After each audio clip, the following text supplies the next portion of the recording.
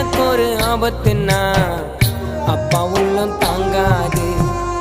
எனக்கு ஜுரம் வந்தா எங்க அம்மா தூங்காது. நம்ம நல்லா இருக்கணும்னு அப்பா அம்மா நினைப்பாங்க.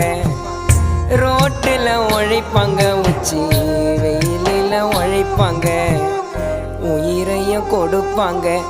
அம்மா அப்பா அம்மா அப்பா அம்மா.